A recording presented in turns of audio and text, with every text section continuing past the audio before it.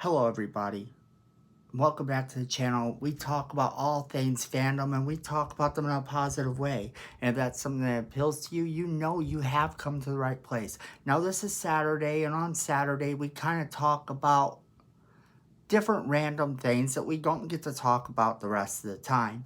And I had a special request from one of my earliest subscribers to talk about Star Trek Strange New Worlds. So we're going to break down the show a little bit and why you should be watching it.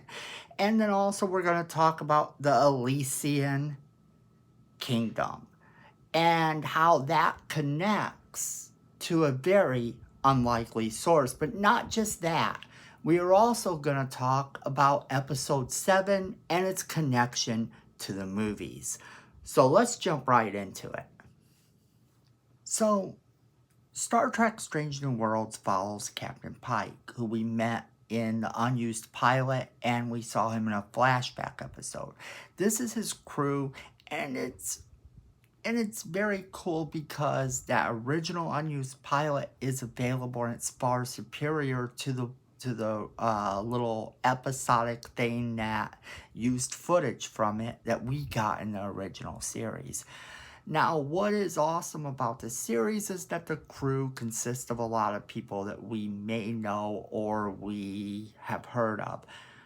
Dr. Christine Chapel is there, and she has a crush on Spock.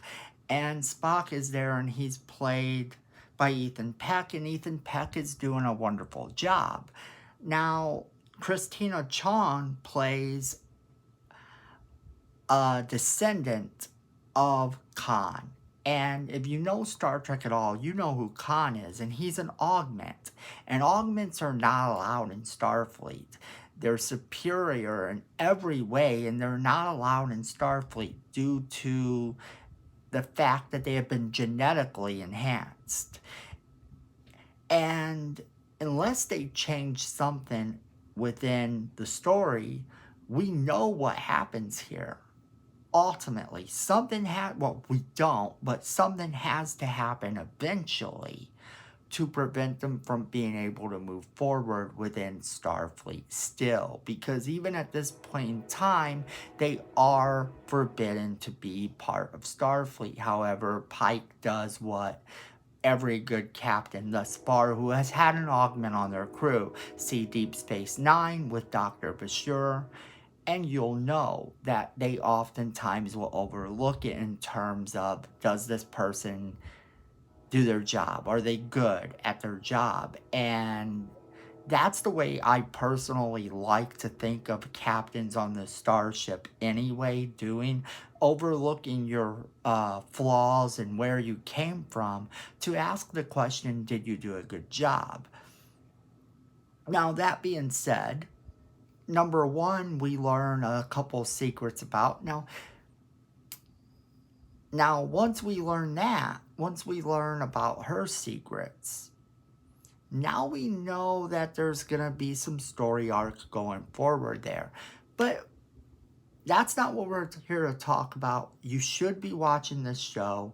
If you haven't watched so far, be careful for mild spoilers here, because we're going to have to spoil a little bit of the 2 episodes we're talking about. So if you don't want spoilers going forward, you're definitely going to have to turn off the video and watch it again when you have caught up with the show, because I'm telling you, this may be the best Star Trek show that's out there. Now,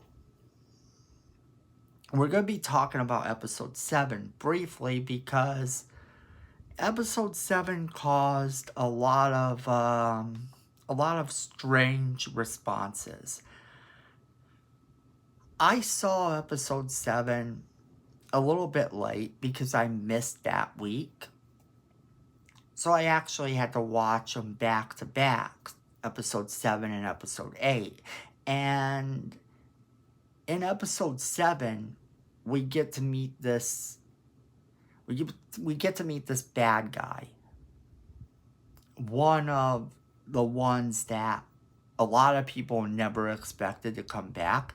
I mean, we know Spock's sister is the star of Discovery.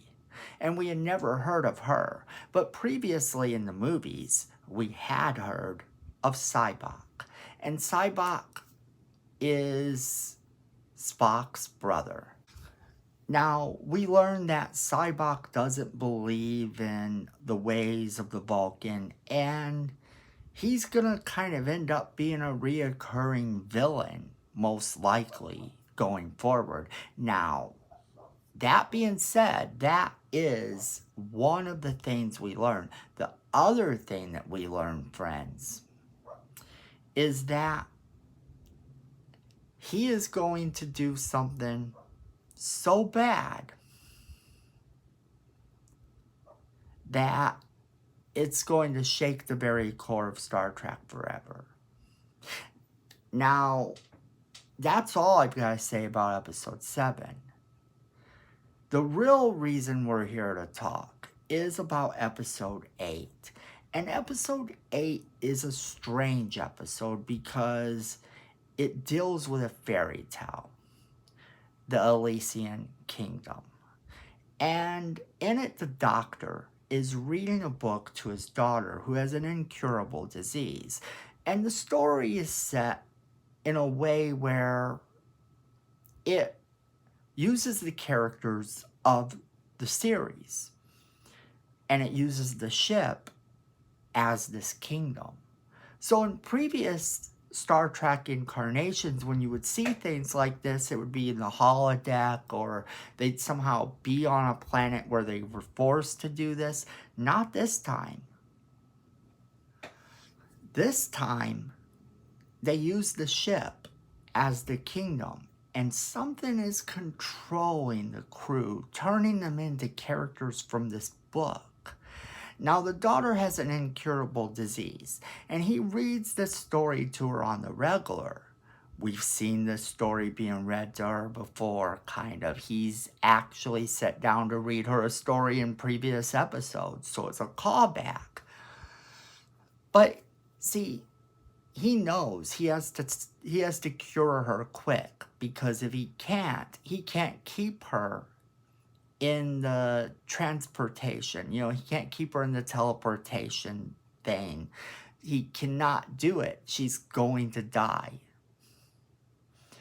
So the fact that he can keep her there for even a little bit is helping him to kind of work on this cure. Well, he starts to work on the cure and boom, explosion. They end up in this kingdom called Elysium from the book, where they all play characters in the book. And the repercussions of this episode are amazing. Now, this is where we're going to get into spoilers, because there are some things that I think are going on here that we need to talk about. And it's wild. So you have the character of Benny Russell from Deep Space Nine.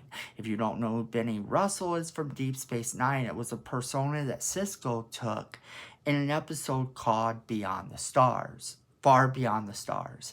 And in this episode, he took on the part of a writer who was in the past during the times when there was segregation and everything like that. And he wanted to write science fiction and they wouldn't let him. Well, the name Benny Russell appears on this book. This book that the Doctor is reading to his daughter is by Benny Russell. So that right there connects it in a very unlikely way to Star Trek Deep Space Nine. Now, here's the catch. That's not the only connection. You see, the entity that's taken over the ship sounds an awful lot like it was these entities that Sisko spoke to. The prophets. So it sounded an awful lot like the prophets. And that is a very wild thing in itself. Now, just like the prophets, it seemed like this thing was pushing for a certain goal. And it's very unique because this goal seemed to be to save the daughter. Now, that in itself is elaborate, because if this is the same entity, if this is really the prophets talking, and this is actually connected to Deep Space Nine's story in any way, shape, or form, this is amazing. And we already got a connection just in the fact that Benny Russell's name is used. Now, the episode itself is fun, and it actually made me fall in love with Christina Chong's portrayal. And I hadn't liked her a whole lot since the series began. I mean, I thought she was cool, I thought she was okay, but I never really liked the character until this episode. And what makes it even more charming is something that you may not know as a viewer, but the dog that her character uses in the episode as this character in the book is actually her dog in real life. And you can look on her social media accounts and see pictures of this dog. And that is fun. Now, I know this isn't a big video talking about a whole lot of things. It's just a few little things that I know about this episode, the connections that it has made, and just basically telling you, if you're not watching this show, you're missing out on some really good television. Okay, so if you have any thoughts on this, any theories, let us know in the comments below. YouTube likes it when we hear from you, and we like it too. Also, make sure you're hitting that like button, because YouTube likes that. And of course, you know, we like to see you hit that like button. So then share this video with all of your friends so they get the same great content you're getting, and we get to talk to them as well.